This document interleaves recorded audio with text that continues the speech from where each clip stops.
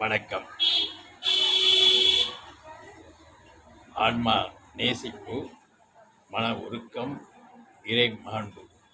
ஆன்மா நேசிப்பு, மன உருக்கம், இறை மாண்பு. அந்த யானையை ஒரு யானை பகல் டெய்லி குளிப்பாட்டுவதற்காக ஒரு குறிப்பிட்ட ஆற்று படுகை கூட்டி போது வழக்கமாக இருந்திருக்கார்.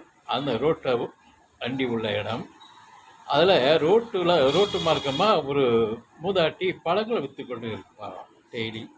இவங்க இந்த யானை குளிப்பாட்டு போகும் நேரங்களில் பழங்கள் விற்கிற அந்த மூதாட்டி இருப்பாளாம். இந்த மூதாட்டி என்ன செய்வாங்களா, அந்த யானைக்கு டெய்லி வாழைப்பழமோ இந்த பழமோ கொடுப்பாங்களாம். டக்குன்னு குழந்தை போல் சாப்பிட்டுட்டு அந்த அம்மாவே தலையில் தும்பிக்கை வச்சுட்டு போயிட்டே இருக்குமா.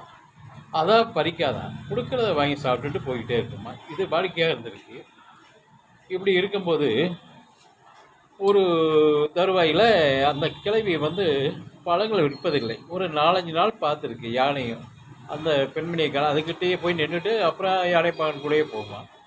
இப்படி இருக்கும்போது யானை எதுவுமே சாப்பிடாம கொஞ்சம் கவலை மாதிரியாக கண்ணீர் வடிச்சுட்டே இருந்திருக்கு. யானை பகவான் யானையை பற்றி உணர்ந்துட்டேன். அந்த கிளவியத்தை நினைக்குதுன்னு இந்த கிளவியை பற்றி விசாரிக்கிறாரு எங்கே இருக்குன்னு. அது பக்கத்து தெருவில் தான் இருந்திருக்கு, அதே ஊரில். அப்புறம் அந்த யானையை அந்த கிளவியிடம் கூட்டிகிட்டு போகிறார். விறுவிறுன்னு உள்ள வீட்டுக்குள்ளே போய் வெளியே வந்துச்சு. அந்த கிளவி பையை கூட்டிகிட்டு வெளியே வந்துட்டாங்க. வீட்டு வாசலில் போக முடியலன்னு அந்த கிளவி அப்படியே தழுவி முகத்தில் தும்பிக்கையால் முத்தம் கொடுத்துட்டு தலையில் வச்சு அவ்வளவு அந்த ஆரவாரமாக அது குரலில் ஊன்னு கத்திருக்கு, அவ்வளோ பாசத்தில். அப்புறம் எல்லாருமே சந்தோஷப்பட்டாங்களாம் இருந்தவங்கள. இதுதான் இறை மாண்பு, இறை ஒருக்கம். அந்த போய் ஆசீர் வழங்கியிருக்கு அந்த கிழவிக்கு.